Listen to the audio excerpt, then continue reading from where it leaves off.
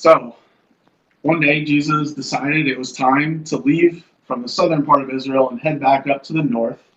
But instead of taking the usual route that the Israelites took around the area of Samaria, Jesus had to go through Samaria. And so he and his disciples walked right through Samaria, and they stopped at this town called Sychar about noon. I'm sure it was a very hot day in the desert there. And Jesus sent the disciples into the town to go get some food. He waited outside the town by a well that was there. That was a little bit famous. It was from the time of Jacob. And while he was waiting, a woman from the town came out in the middle of the day, not the usual time that people would come to the well. And when she walked up to the well, she noticed Jesus there, of course, and he said to her, "Woman, will you give me some water?"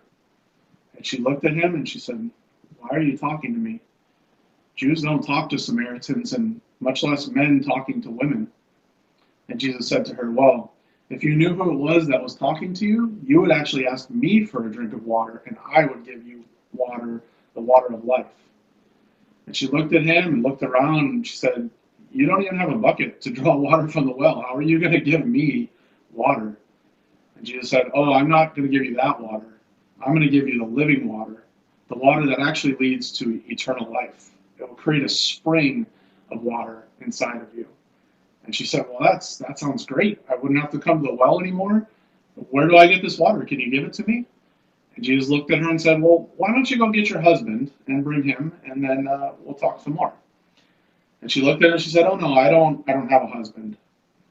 And Jesus, seeing through her, said very clearly, "You're right. You're telling the truth in what you say. You don't have a husband because you've actually had 5. And the man that you're with right now is not your husband." The woman was taken aback, Can imagine someone calling you out for your deepest, darkest secret. But she was amazed that Jesus knew about her. And she looked at him and she said, "Well, I could tell that you're a prophet. Well, you Jewish people, you say that God should be worshipped in Jerusalem, but we Samaritans, we say that God should be worshipped here on this mountain. What do you say, Mr. Prophet?" And Jesus looked at her and said, "There's a time coming when people will not worship God either on this mountain or in Jerusalem, but the real worshipers of God will worship him in spirit and truth. That's what's more important." And she looked at him and she said, "Well, I know that at some point the Messiah..." Jesus looked her in the eyes and he said, "I am he." At that moment, the disciples came back from the town, and they were a little confused why Jesus was talking with this Samaritan woman, but they didn't want to say anything. They didn't want to ruffle any feathers. And the woman left so quickly that she even left her bucket that she came to draw water with behind.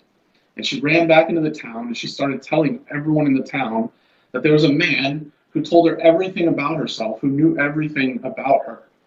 And could this be the Messiah? And while she was doing that, the disciples were encouraging Jesus. They're like, "Jesus, you need to eat something. It's hot. We've been walking a long time."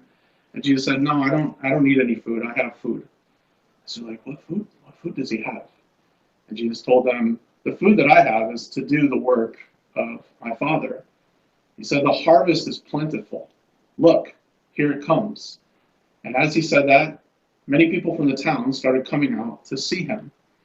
And they believed, not just because of what the woman told them in the town, but Jesus actually stayed there for 2 more days and was teaching them. And many people in that town started to believe that he was the Messiah.